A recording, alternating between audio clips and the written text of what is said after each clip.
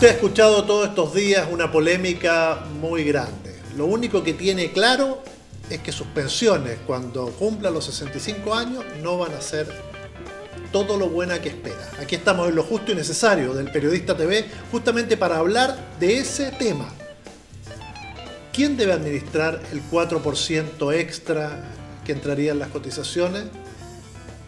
¿Sabía usted que hay 10 millones de cotizantes, pero hay solo 6 que cotizan mensualmente? ¿Con cuánto se va a recibir? ¿Cuánto ha aportado usted y cuánto han ganado las AFP? ¿Las comisiones que cobran las AFP son correctas? ¿Alguien ha hecho un estudio al respecto? Son todas preguntas que nos hacemos y que hoy tenemos a Fernando López, académico de la Universidad Alberto Hurtado acá, un hombre que aterriza los temas justamente para hablar de esto. ¿Qué tal, Fernando? Bienvenido a casa. Casa porque has estado muchas veces acá. Sí, muchas gracias por la invitación, muy contento de estar acá. Y como siempre veo que viniste con la tarea hecha, ahí están los escritos, tarea que además la vemos, Fernando, habitualmente aquí, en la revista El Periodista, que tenemos la última edición, la voy a mostrar a esa cámara, está circulando, se pueden conseguir en los kioscos de Santiago a través de suscripciones, PDF o también impreso. Está también a disposición de mucha gente en centros culturales, cafés, etc. Y dentro de ella viene el Observatorio Económico de la Universidad Alberto Hurtado, que justamente Fernando casi siempre colabora en él. Fernando, vamos a la primera pregunta. Se habla del 10 más el 4. Hay algunos que dicen que ese 4% debería ser administrado por alguien distinto. ¿Qué opinas tú al respecto? Bueno, el tema de la cotización adicional y del famoso ente estatal ha sido un tema central en la discusión previsional. De hecho, gracias a un acuerdo entre la democracia cristiana y el gobierno, se reunieron los votos que permitieron aprobar la idea de legislar sobre el proyecto de pensiones, porque eso no estaba. Yo creo que esta idea de separar la cotización adicional de la cotización actual tiene una serie de problemas.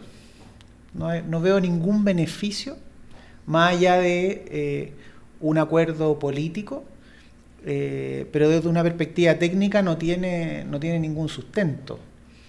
Y eso es lamentable, digamos. Es lamentable que la discusión hoy día se esté centrando sobre un tema en el cual personas con el conocimiento técnico saben que no es razonable. ¿Y no es razonable por qué? ¿Por qué? Te doy 3 razones. La primera, hoy día las AFP administrarían esa cotización adicional sin aumentar el porcentaje que cobran del sueldo, ¿ya?, como comisión. La comisión es un porcentaje que se cobra sobre el ingreso imponible y por lo tanto una mayor cotización, ¿ya?, no afectaría cuánto la gente está pagando por ese ahorro adicional, pese a que la AFP tendrían un aumento marginal en sus costos de administración. Entonces, crear una entidad distinta para administrar este 4% involucraría cobrar comisiones adicionales, ¿ya? Entonces, y eso no tiene sentido. ¿Por qué? Porque encarece el sistema innecesariamente. Otra razón, desde la perspectiva de las inversiones, tampoco es razonable separar este 10% del 4%. ¿Por qué? Si tú tienes una buena idea para mejorar la rentabilidad de los fondos y tú dices, la vamos a aplicar al 4%, bueno, ¿por qué no la aplicamos también al 10%? ¿Ya? Entonces tampoco tiene sentido por el lado de las inversiones. Y desde la perspectiva de la legitimidad, te dejan el peor de los mundos, ¿ya? ¿Por qué? Porque si tomas los dos extremos, personas que solo les gusta lo privado y personas que solo les gusta lo estatal o lo público, ¿ya?, va a obligar a estos dos extremos a estar en lo privado y en lo público, ¿ya? O sea, la gente que está hoy día contenta con la AFP, ¿ya?, le va a generar un descontento porque la vas a obligar a que parte de su cotización la administre una entidad estatal. ¿ya? Y la gente que quisiera que sus ahorros se invirtieran o se gestionaran a través de una entidad estatal, la mayor parte de su ahorro lo sigue administrando la AFP. Y una fracción más bastante baja de su ahorro lo va a administrar esta entidad estatal. Porque la lógica es que este proyecto no considera que yo, una vez que esté funcionando este ente estatal que administra ese 4%, pueda llevarme todo mi capital.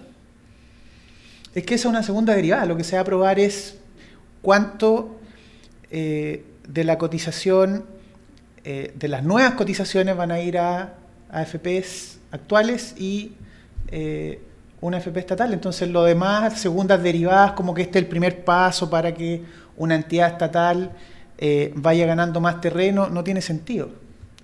Porque se podría, si queremos que un actor estatal compita derechamente por el total de los fondos administrados, eso se podría hacer ahora, no hay por qué esperar, probar con un monto de ahorro marginal y después ver qué pasa, no tiene ningún sentido. Ahora, incluso si estuviéramos de acuerdo con que una parte la administre una entidad estatal y otra parte la administre el sector privado, hay varias decisiones acá que no han sido fundamentadas. Primero, lo que se divide es la cotización adicional y no el stock de ahorro. ¿De dónde sale eso? ¿Por qué se divide cuánto va a administrar, que de solo la cotización adicional, un 10% va a la AFP y un 4% va a una entidad estatal? ¿Por qué no 9 y 5? ¿Por qué no 8 y 6? ¿Dónde está eso? Y lo otro, ¿por qué se elige solo la cotización adicional y no el stock de ahorro? Cuando hay dos cosas que me hicieron ruido. Cuando tú planteas que esto fue un acuerdo político, ¿por qué políticamente es bueno tener ese 4% administrado por un ente estatal? Porque es consistente con el eslogan "ni un peso más para las AFP". ¿Ya? ¿Solo por eso? Solo por eso. Es decir, acá el usuario final, digamos, la persona que viene cotizando, que se va a jubilar a los 65 años, no le significaría nada nuevo. No es más seguridad, tampoco es mejores pensiones. En términos de pensiones, las pensiones dependen de pocos factores. Rentabilidad del ahorro. Si tenemos una idea de cómo mejorar la rentabilidad del ahorro, bueno, apliquémosla al total de los ahorros. Y eso no pasa necesariamente porque administre una entidad estatal o administre la actual AFP. La cotización, ya se está aumentando la cotización, porque hay acuerdo en que la cotización actual de 10% es insuficiente para financiar las pensiones a las que aspiramos, ¿ya? Claro, si quisiéramos, igual el 4% es insuficiente, pero tampoco tú puedes apretar mucho el presupuesto familiar actual, ¿ya? Dadas las características de nuestra economía, si tú, por ejemplo, dijeras, ok, si solo el objetivo es mejorar las pensiones, tú podrías decir, ok, 20% de tu ingreso imponible se va al ahorro previsional, otro 10% se va entre salud y otras cosas. A una persona que gana 300, 400, 500 mil pesos. La pregunta es, bueno, ¿y con qué vivo ahora? Que es la gran mayoría. Que es la gran mayoría. Según las encuestas. Claro. El sueldo mediano hoy día de los hombres es del orden de 450 mil pesos. Esto quiere decir que si tú ordenas según el nivel de ingreso a los hombres, ¿ya? Y hace un corte en la mitad, ¿ya? Esa mitad está en los 450 mil pesos. Y en el caso de las mujeres, ese mismo número está en el orden de los 350 mil pesos. Entonces, claro, si tu objetivo es solo mejorar pensiones, eso se podría hacer si es que, por ejemplo, aumenta la cotización. Pero la pregunta es, bueno, ¿cómo vivo hoy día? Entonces, muy delicado ese punto. Y este tema de la que está en discusión hoy día, de quién debería administrar este 4%, es una muy mala pregunta, porque desorienta completamente el foco de donde debería estar la discusión. La discusión hoy día debería estar en las cosas que podrían mejorar las pensiones, que tienen que ver con cómo mejoramos la rentabilidad de los fondos de pensiones, cómo mejoramos los salarios y por lo tanto el ahorro y reducimos las lagunas previsionales. Ya, pero tú planteaste algo ahí, mejorar la rentabilidad. Las AFP dicen que han sido fantásticas en el manejo de los recursos. Hay estudios al respecto porque ellos plantean que con lo que tienen nos han triplicado, cuatriplicado nuestros aportes. Entonces entiendo que eso lo han contrastado con otras instituciones internacionales, etcétera, que se dedican a esto. Eso está estudiado, ¿ya? Hay varios estudios en Chile que han evaluado el desempeño de las inversiones de los fondos de pensiones. Para evaluar desempeño, tú tienes que comparar la rentabilidad que han obtenido con el nivel de riesgo que han tomado. ¿Ya? En la discusión últimamente han salido comparaciones muy desafortunadas. Por ejemplo, se ha comparado la rentabilidad de los fondos de pensiones con la rentabilidad de los fondos soberanos, que no son comparables, ¿ya? Si tú miras qué han hecho las AFP, la AFP ha obtenido rentabilidad, los fondos de pensión han tenido rentabilidades que son razonables, ¿ya? Están en línea con el riesgo que han tomado las inversiones. No tenemos a los Alexis Sánchez de las inversiones, ¿ya? Pero tampoco se han perdido recursos, ¿ya? Eso quiere decir que han sido conservadores. No, a ver, hay dos temas. Uno es el nivel de riesgo que se toman las inversiones. Y ellos pueden tomar más riesgo porque claro. No hay un comité que evalúa los riesgos de esta AFP. Esto está regulado, ¿ya? Hay un régimen de inversiones, ¿ya? Que es un documento que define en qué se puede invertir y cuáles son los límites de inversión nacional, internacional, y ahí se toman una serie de resguardos para proteger el tema de los ahorros. Dentro de este marco, las AFP pueden elegir si invertir un poco más en el extranjero, más en Chile, si elegir un instrumento u otro, ¿ya? Y tenemos nuestros 5 multifondos. El fondo A, el fondo más riesgoso, ya cerca del 80% de lo que está en el fondo A está invertido en el extranjero. En el caso del fondo E, el grueso de la inversión está invertida en Chile y en instrumentos de bajo riesgo. Y cuando tú miras cómo le ha ido a los distintos fondos de acuerdo al nivel de riesgo que han tomado, uno encuentra que el nivel de riesgo el nivel de rentabilidad está en línea con el riesgo que han tomado. ¿Y por qué esto es importante? Porque a la hora de invertir tú puedes tomar opciones y tienes dos grandes opciones. Una es la gestión activa y la otra es la gestión pasiva, ¿ya? ¿Qué significa gestión activa? Partamos por la gestión pasiva. La gestión pasiva significa, si yo voy a invertir en la bolsa de Estados Unidos, ¿ya? Si yo soy un inversionista pasivo, yo apunto a tener una rentabilidad similar a la rentabilidad que obtenga la bolsa en Estados Unidos. Esa es la gestión pasiva, que es la gestión con la cual se administran los fondos soberanos, ¿ya? Los fondos soberanos definieron una política de inversión y dijeron, vamos a invertir tanto porcentaje en bonos internacionales de estas características, tanto porcentaje en acciones, renta variable de ciertas características, y la rentabilidad que ellos obtienen es el promedio ponderado de cuánto invirtieron en cada uno de esos mercados, ¿ya? Esa es la gestión pasiva. Cuando hablamos de esos fondos soberanos nos referimos a lo que tiene el Banco Central, los 38.000 millones de dólares de reserva. Los fondos soberanos, claro. Exacto. Ya, entonces esa es la gestión pasiva. Que es poca plata en relación a la que tiene la AFP. Sí. Como el 20%. Uh-huh. Entonces, eso es la gestión pasiva.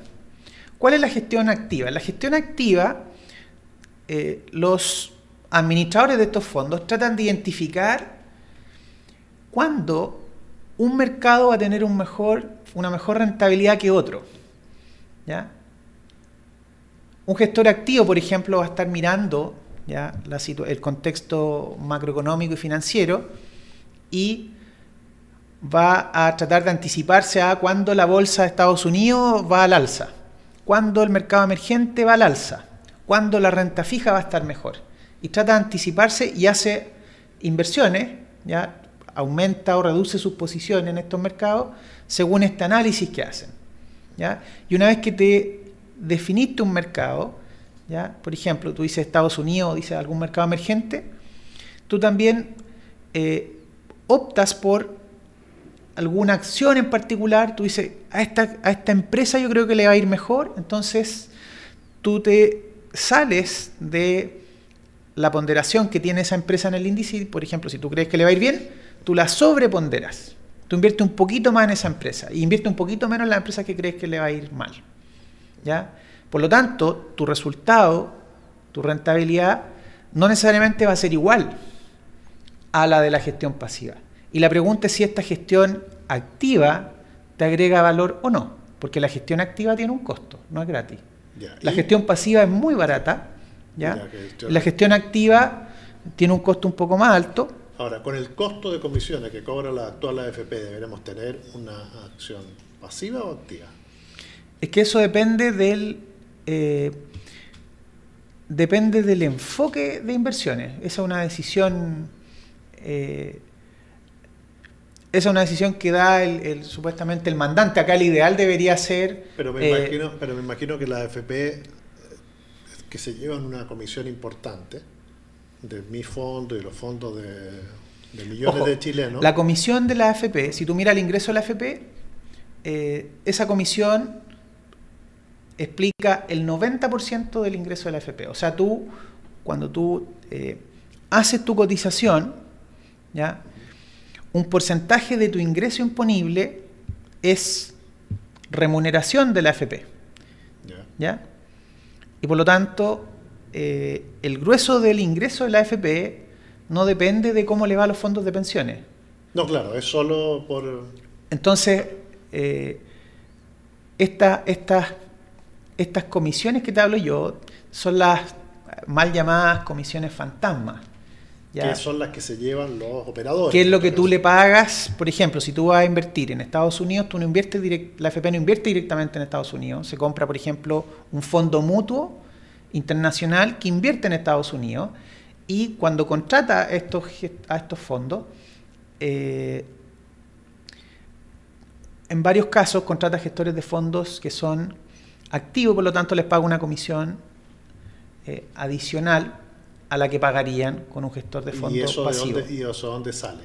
Eso sale del fondo de pensiones. Del fondo de pensiones. Eso lo paga el fondo de pensiones.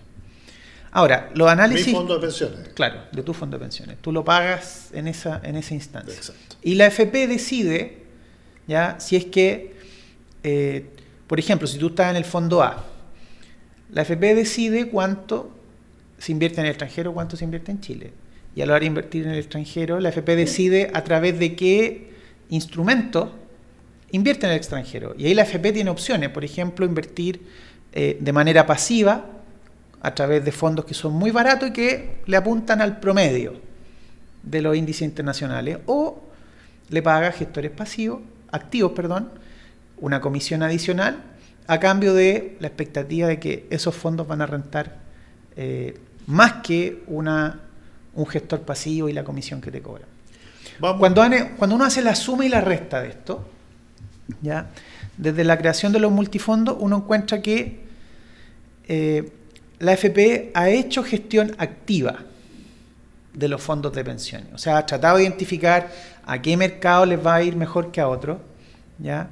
Y ha tratado de identificar qué instrumentos de inversión van a tener un mejor desempeño, ¿ya? Y lo que se encuentra en los estudios es que el desempeño es muy parecido a lo que se hubiese obtenido con una estrategia de inversión pasiva. Entonces, no se ha perdido, pero tampoco tenemos a los Alexis Sánchez de las inversiones, los iluminados, digamos, que anticipan ya cuáles son los mejores activos. Entonces no lo han hecho bien, porque si se han arriesgado y no han ganado. No, se ha ganado en función del riesgo que se ha tomado.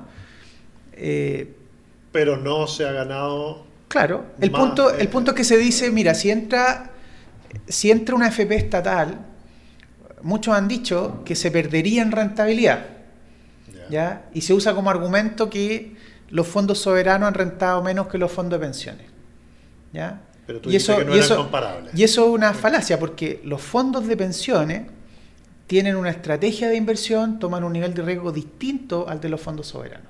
Ya, ¿y por qué y tienen un enfoque de inversión distinto. Los fondos soberanos son pasivos, los fondos de pensiones son activos. Cuando uno lo lleva a la misma unidad de comparación, los fondos de pensiones, siguiendo estrategias pasivas en el sentido de comprar índices pasivos, hubiesen tenido una rentabilidad similar a la que tuvieron ahora. Fernando, ¿y por qué sería bueno? ¿Cuáles serían las características favorables de que ingresara un actor como el Estado a gestionar los fondos? Primero, como esto en la discusión, es importante separar. Un tema es la cotización adicional, ya este 4%, que como te decía en un principio, una mala idea es separar la cotización adicional del actual 10%, porque te genera costos innecesarios. Es decir, si el Estado entra a gestionar el 4%, no es bueno. No es bueno porque es caro. Tiene que entrar en las mismas condiciones que tienen hoy las AFP. Si entra una AFP estatal a competir por el total de los fondos de pensiones bajo las mismas condiciones de las AFP actuales, eso fíjate que es bastante razonable. Bastante razonable. ¿Por qué? Primero, porque en encuestas serias, por ejemplo la que hizo la Comisión Bravo, las hay, ¿sí? Por ejemplo, una que hizo la Comisión Bravo, representativa a nivel nacional, una encuesta cara a cara, etcétera, ¿no? Es como otras encuestas que ven, no sé, pues, intenciones de voto, etcétera. Cuando a la gente se le preguntó si quería una AFP estatal, 79%, por ejemplo, dijo que estaba de acuerdo con que se creara una AFP estatal. Bueno, pero el 79% también quiere reponer la pena de muerte y yo no estoy de acuerdo. Sí. O el 90% pensaba que la Tierra era plana, ¿no? Absolutamente. Hay algunos que todavía son terraplanistas, pero es decir, pero es un dato, fíjate, el tema tiene que ver, yo creo que es con la legitimidad. Es decir, si la gente no quiere el actual sistema o quiere la intervención del Estado en el sistema, es porque siente que el otro no es tan legítimo, sí, o es inseguro. Yo creo que hay si tú me dices, yo quiero una AFP estatal porque me va a mejorar las pensiones, eso no es así. Porque no va a mejorar la cotización y no va a mejorar, difícilmente va a mejorar la rentabilidad. Ya, entonces una AFP estatal no mejora las pensiones, pero sí contribuye a mejorar la legitimidad del sistema. Y si hoy día estamos hablando de pensiones, es netamente por un tema de legitimidad, porque en el año 2016 tuvimos una serie de marchas masivas sobre el tema previsional. Ya, pero es solo legitimidad, porque por muy legítimos que sea el sistema, si es que dan mal las pensiones, la gente igual va a protestar. Es que las bajas pensiones son un problema estructural de nuestra economía. Claro, y ahí no hay receta. Si no hay estabilidad laboral, no mejoramos los salarios, seguimos con esta profunda desigualdad, el problema va a seguir igual. El problema de las bajas pensiones. El problema de las bajas pensiones. Sí, pero hay un problema que no es menor. A ver, pero una pregunta. Sí. Con pleno empleo, con sueldos altos, con imposiciones al tope, ¿las AFP funcionarían, como dicen ellos, extraordinariamente bien? ¿Sería el sistema ideal? ¿Sería el Mercedes-Benz que planteó en algún momento su creador, el hermano del presidente José Piñera? Es que no es que sean las AFP. El sistema. La AFP, claro, un sistema de ahorro. Es bien simple. Tomo al millón de chilenos que más ganan en este país y me lo llevo a una isla desierta con este sistema de pensiones, ¿vivirían cómodamente a partir de los 65 años? Claro. Sí, el sistema entonces, tenía razón José Piñera, es bueno. El problema es que está adaptado a una realidad que es mala. Si tú solo defines como objetivo un nivel de pensiones, ¿ya? Con un ahorro razonable, que eso te lo da el mercado, un buen mercado laboral,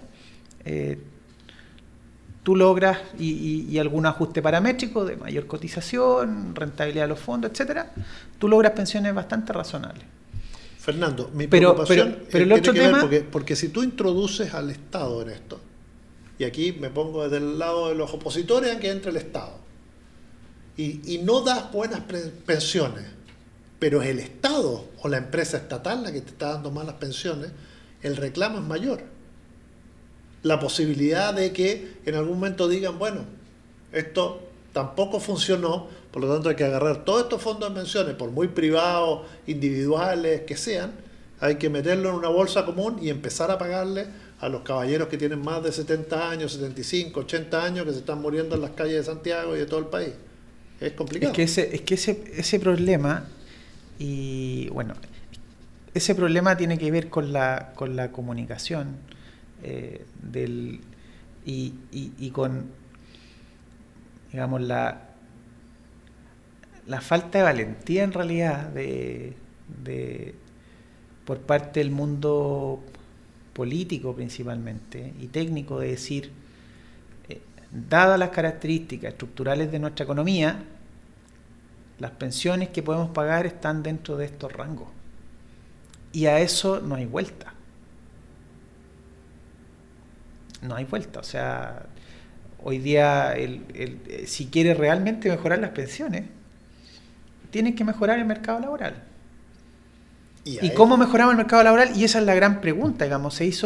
Hubo una comisión de productividad, hizo una propuesta de con más de 100 iniciativas, pero digamos no tenemos algo sustantivo que realmente vaya, digamos, a transformar nuestro mercado laboral hoy día, digamos. Entonces, al contrario, yo veo que cada vez el mercado laboral es más precario, es más informal. Hemos tenido el ingreso, además de mucha informalidad, se ve en las calles. Si estamos hablando, el otro día vino el expresidente de la Cámara Nacional de Comercio, también estaba sentado donde tú estás sentado, y decía, bueno, tenemos 2 millones de trabajadores informales, 4,5 millones de trabajadores independientes, en un mercado laboral de 10, 12 millones, es decir, casi un tercio, y creciendo, de informalidad, que es gente que no cotiza, que claro, no está en la AFP, o que si está en una AFP no está cotizando, y que obviamente no puede pretender con su capitalización individual tener una buena pensión. Y en ese contexto, tú no te puedes permitir que el sistema, desde un punto de vista de los actores y las funciones de los distintos actores, no funcione bien, porque en ese contexto de bajas pensiones, ya por razones estructurales, si tú a eso le sumas la sensación de algún tipo de injusticia, ya sea que alguien se lleva un pedazo de la torta grande cuando no alcanza para todo, como ocurrió con el caso de la señora Olate, que fue el escándalo que gatilló las marchas, o cuando a la gente no le das la libertad de optar entre lo privado o Estado, siendo que técnicamente están las condiciones para que eso ocurra, me parece delicado. Hay un tema que es las pensiones, y para eso no hay soluciones mágicas, tal como lo conversamos. Pero el tema de la legitimidad me parece tanto o más importante hoy día respecto al sistema de pensiones. Porque si tú hablas, imagínate una familia de clase media, yo sé que ha dado para todo ese concepto de clase media, pero si tú le dices, mire, si usted ahorra por 20 años y quiere financiar 30 años de pensión, los números no dan, la gente te va a entender. Porque es sentido común, la gente te va a entender. La gente va a dejar de entender cuando sepa que alguien, ¿no es cierto?, se lleva más de una torta que, ¿no es cierto?, no alcanza para todo, y cuando tú le digas, esa persona te dice, pero es mi plata, y yo quiero que me la administre, no sé, el Estado o el privado, lo que sea, y tú le digas que no, siendo que están las condiciones para que eso ocurra. Yo creo que esa persona va a entender cuando le explica, puede entenderlo después y durante el periodo de cotización, porque no va a necesitar y no va a recibir la pensión, pero cuando reciba la pensión, esa persona puede entenderlo, pero cuando haya 1 millón de personas como ella que reciben esas pensiones que no le alcanzan para pagar la luz, que no le alcanzan para pagar el agua, que no le alcanzan para el medicamento, ese millón de personas es el que te hace, el que te genera una reacción que el país va a tener que enfrentar. Siempre digo, ¿qué presidente puede aguantar una marcha de 1 millón de adultos mayores en el año 2020 o 2030 en las calles de Santiago? Cuando además sean la masa votante más importante. Es decir, yo te aseguro que ese presidente va a hacer lo de Cristina Fernández. Va a agarrar todos los fondos de pensiones y los va a repartir. Se va a olvidar de que, porque estamos en el 2019, pero se va a olvidar de la capitalización individual, de que esa plata es de él, etcétera, porque va a ser un problema social grave, ¿o no? Visto, aquí te lo planteo desde el punto de vista político, es decir, tienes 1 millón o más de adultos mayores marchando porque no les alcanza para vivir. ¿Qué hace? Es difícil anticipar qué ocurre en esos escenarios. Pero que sí prácticamente lo anticipaste. Dijiste que las pensiones no van a mejorar si no cambia el sistema. Y no se ve que cambie, sino que lo que te decía antes, porque el deterioro laboral es más grande. Porque el problema es estructural. Eso es. Claro. El problema es estructural. Es decir, aquí vamos derecho al iceberg, como el Titanic. Si es que no cambiamos ahora. ¿Y hay alguna posibilidad de cambiar? Es muy difícil y no veo señales que estemos apuntando en esa dirección. Ajá. O sea, tenemos el problema de la informalidad, como tú bien lo mencionaste. Tenemos un problema de capacitación, competencias de la población, un nivel de alfabetización funcional bastante bajo.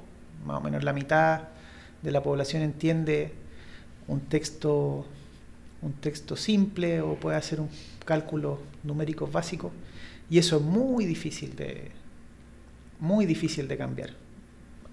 Yo no soy experto en esa materia, yo veo temas más de inversiones, pero no he escuchado que estemos avanzando en esa dirección. La inversión en I+D, digamos, es chiquitita. Claro, pero ese digamos ese es el problema. Yo digo, dentro del sistema de pensiones tenemos este problema estructural que tiene que ver con el mercado laboral. Bueno, trabajemos en alinear las expectativas. O sea, digámosle a la gente, mire, estas son las posibilidades de pensión dado su característica de ahorro. Aterrizar las expectativas, porque si no aterrizamos las expectativas, eso aumenta este descontento que tú estás mencionando. Recordemos que cuando se inicia este sistema de pensiones se le ofrece algo maravilloso a la gente y pasan algunos años y se le dice cuando usted se pensione va a pensionarse con el 100% en algunos casos. Era muy atractivo esto, se decía, usted hoy día cotiza 20% para su previsión, ahora usted va a cotizar 10 nomás, ¿ya? Y va a tener una tremenda tasa de reemplazo. No, eso fue mentira, digamos, no tiene otro nombre. Se sabía, las condiciones del mercado laboral se conocían, etcétera. Fue una estrategia comunicacional para que la gente se cambiara al nuevo sistema. Y que sirvió mucho para capitalizar a grupos económicos, para generar grandes riquezas en varios sectores. Es decir, hubo sectores que se beneficiaron con este sistema de AFP rápidamente. Claro. Entonces, ahora el país también ganó porque se profundizó el mercado de capitales, se mejoró el financiamiento de las empresas, se financió, digamos, la expansión económica que tuvimos en la década de los 90, y claro, algunos sacaron cuentas más alegres que otros, pero el tema es las pensiones, las bajas pensiones son un problema estructural que no se ha comunicado con sinceridad a la gente, porque políticamente eso es puro costo, ¿ya? Y dentro de lo que se puede manejar, y ese es el punto que quiero hacer, dentro de lo que se puede manejar, hay espacios en los cuales la gente se puede sentir más satisfecha con cómo está organizado este sistema. Hay espacios donde se puede aumentar la libertad de elegir sin comprometer aspectos técnicos, sin encarecer innecesariamente el sistema, sin afectar negativamente las rentabilidades de los fondos de pensiones. Y todo lo que se puede hacer en ese sentido, yo creo que es positivo y hay que estudiarlo. Y hoy día, lamentablemente, se da un debate un debate muy polarizado y en torno a cuestiones que desde una perspectiva técnica se sabe que no son razonables. Y por razones ideológicas muchos dicen no AFP estatal, ¿ya? Que ahí también hay un problema, porque si uno analiza esto en serio, ¿ya? Y dice, ok, ¿cuál es el problema de que una AFP estatal administre el total de los fondos de pensiones? Tú me cuestionabas el hecho que la mayoría de la población encuestada en una muestra representativa a nivel nacional estuviera a favor de la creación de una AFP estatal. Pero si tú miras los miembros de la Comisión Bravo, 21 de los 24 miembros, y ahí tienes distintos colores políticos y tienes gente con muy buenas credenciales, 21 de los 24 estaba a favor de la creación de una AFP estatal que compitiera, digamos, que participara en el mercado de ahorros previsionales en igualdad de condiciones con la AFP. ¿Y ese ingreso de esta AFP estatal cómo se tendría que ser? Igual como modelo, por ejemplo, que entran garantizándose a los nuevos. Es lento, digamos, el proceso. No es que cualquiera. Es lento, pero algo que no se ha visto es que el hecho de que sea una AFP estatal tal vez podrías tener algún cambio masivo desde otras administradoras. Y el punto es que tú puedes hacer eso, ¿ya? Y, por ejemplo, el argumento de la rentabilidad, en realidad, Modelo entró sin tener experiencia, ¿ya?, en este mercado, y las rentabilidades, cuando tú las miras en periodos relativamente extensos, han superado a las de otras administradoras. O sea, no es que Modelo entró con rentabilidad muy baja. El ahorrante de Modelo contrató a los jugadores que volvían de Europa, como Alexis Sánchez. No, fíjate. A los Valdivia, eso, ¿no? Tú no necesitas hacer eso. ¿No? Tú, por ejemplo, No, que como tú decías que Alexis Sánchez no estaba en la otra AFP, yo te digo, por lo menos contrató mejor gente, ¿o no? Es que tú no necesitas hacer eso para tener una rentabilidad parecida a la AFP. Por ejemplo, tú tienes las carteras o el detalle de dónde están las inversiones de la AFP es conocido, ¿ya? Y se conoce con un cierto periodo de rezago, y tú con ese detalle de las inversiones puedes fácilmente replicar y obtener rentabilidades parecidas a las de la rentabilidad de la industria. Entonces, con profesionales del mundo de las inversiones no es difícil conseguir rentabilidades parecidas a las de las AFP actuales, ¿ya? Entonces, en términos de rentabilidad, no se perdería. Otros dicen, bueno, pero una AFP estatal no te mejora las pensiones, pero tampoco las empeora. O sea, no es que la gente va a perder algo. De hecho, con esta división de un 10 y un 4, la gente pierde porque tiene un sistema más caro y no puede optar. En cambio, si tú permites la entrada de una AFP estatal, amplías el número de opciones a las personas. A los que les gusta solo lo privado, se quedan con su AFP, y a los que quieren que le administre una entidad estatal, lo puede administrar una entidad estatal. Entonces, la objeción de menor rentabilidad no tiene mucho sustento. ¿Tú crees que con este tema deberían sentarse los políticos y escuchar más a los expertos, los técnicos? Yo creo que es un tema que efectivamente lo político debiera quedar fuera. No, yo creo que esto es político, pensando en el mundo político, esto es técnico. Uh-huh. Necesitas lo técnico, porque lo técnico te dice dónde va a estar, te dice cuánto cuesta, no sé, meterle más legitimidad, cuál es el costo posible de meterle más legitimidad. Entonces lo técnico tú lo necesitas. Pero yo creo que también falta escuchar un poquito más a la gente. Claro, pero lo que pasa es que si tú me planteas, efectivamente creo que hay una cuestión política que es cómo resolver estructuralmente los problemas de la sociedad chilena. Uh-huh. Si los problemas persisten con este sistema de pensiones, vamos a tener un problema a corto plazo. Si no somos capaces de resolver uno, vamos hacia lo otro, ¿ah? Y aquí me parece que quedamos entrampados. Pero además le estamos adjudicando al tema de pensiones los antagonismos políticos, cuando los antagonismos políticos deberían estar más claros en el modelo de sociedad. Para resolver eso, claro. Sí, porque efectivamente con un modelo de sociedad más justo vamos a tener un sistema de pensiones más justo, es una cosa casi inmediata. Claro, el sistema hoy día mucho la discusión de pensiones se sea de manera aislada, pero tiene mucho que ver con el sistema económico, con las capacidades que tiene y temas que son estructurales. Y si yo te dijera que quiero agarrar el 30%, el otro día lo tuiteé, dije, estoy dispuesto a que me quiten el 30% de mi fondo de pensiones para que invirtamos en ciencia y tecnología, capitalicemos algunas empresas que puedan ser beneficiosas a lo largo, ENAP, Codelco, el litio, y superemos la pobreza más inmediata, la más urgente, la extrema pobreza. El 30%, ¿cuánto estamos hablando? 60.000 millones de dólares. ¿Es muy loco? Le dije a la gente en Twitter, ¿está dispuesta usted? ¿Y qué te dijeron? Me gusta, pero algunos dijeron, claro, con la plata de los demás. No, yo dije, claro, con mi parte no se soluciona nada, pero porque la gente sabe la cifra. Si estamos cerca de los 300.000 millones de dólares. La reserva del país son 38.000 millones de dólares. Esto es 10 veces o 8 veces la reserva del país. Es mucha plata que si la usáramos para capitalizar, para crecer, para ciencia y tecnología, podríamos tener un país que en muchos aspectos resolviera el problema estructural. Pero tú me decías, claro, hay una serie de cosas que el problema estructural no pasa solo por recursos. Bueno, pero, pasa por gestión, pasa por ayuda, ¿no? Si yo traigo científicos y los pongo a trabajar acá, en una de esas vamos a crear cosas y vamos a aprender y vamos a tener nuevos científicos que van a estar capacitados para crear nuevas cosas.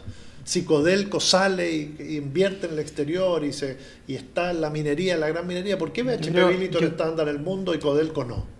Yo creo que lo primero que va a pasar en Codelco es que van a haber presiones para que aumenten los sueldos. Bueno, pero eso, y en las empresas públicas. Digamos. Bueno, pero por eso temen también a la AFP estatal.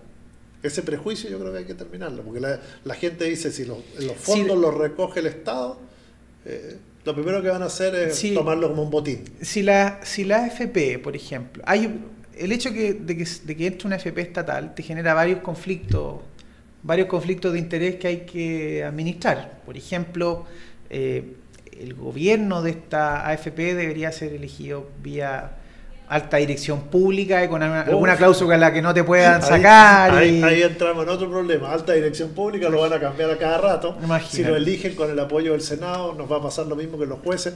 Termina siendo un cuoteo. Te podríamos seguir hablando porque hay que solucionar este tema y efectivamente hemos estado muy interesados en todo lo que nos has contado. Espero que la gente en su casa tome lápiz, papel y diga, bueno, ¿cómo podemos ayudar a resolver este conflicto? Así que te agradecemos mucho que nos hayas acompañado. Muchas gracias. Con el auspicio de Café Abucaldi, un café de especialidad, orgánico, que viene de Colombia y que se lo recomendamos. Nos despedimos hasta otra oportunidad aquí en Lo Justo y Necesario, que se transmite como siempre desde nuestro estudio en el barrio de Bellas Artes. Hasta la próxima.